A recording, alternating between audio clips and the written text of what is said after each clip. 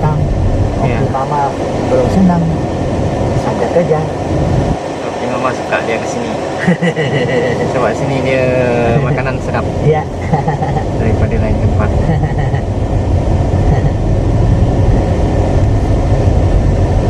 Kadang-kadang waktu mama mari sini beli makanan, beli buah-buahan.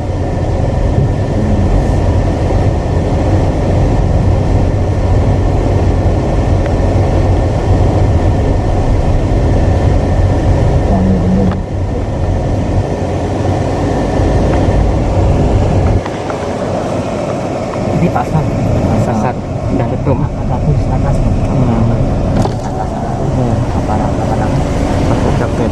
nama nama saya kena sini tunggu dulu.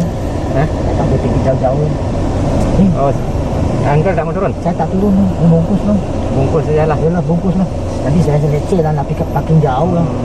Saya tak.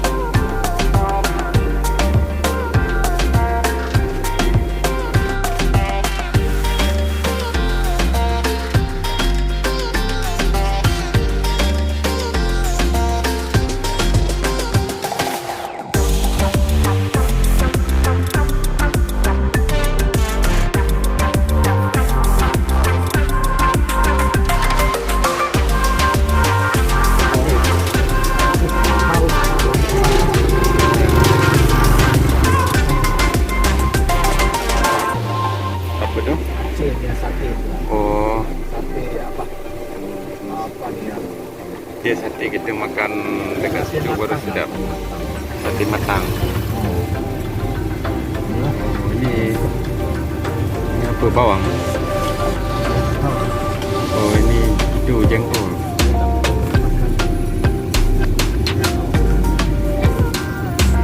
Ini untuk kesihatan kayak gitu.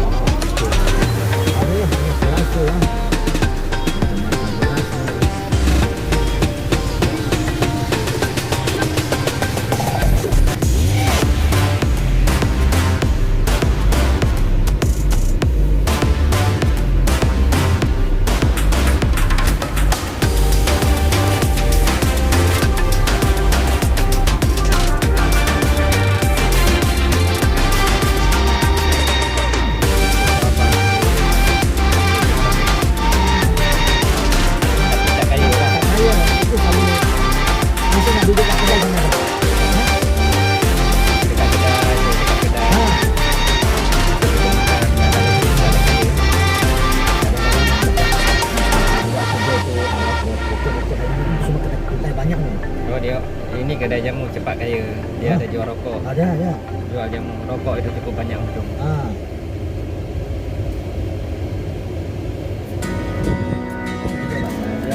Tak payah kedai besar. Ya. Macam saya ni tu kadang dia tak payah lah aja besar sangat lah. Yalah. Besar sangat lah. Macam tu besar sangat dari boleh jual ayam, ayam ikan, sayur ni. Ada dah kena kecil juga. Kecil pun cukup. Dia nak buat dia nak cepat Dari rokok. Dia bukan macam air dia. Macam air sungai. Tapi dia satu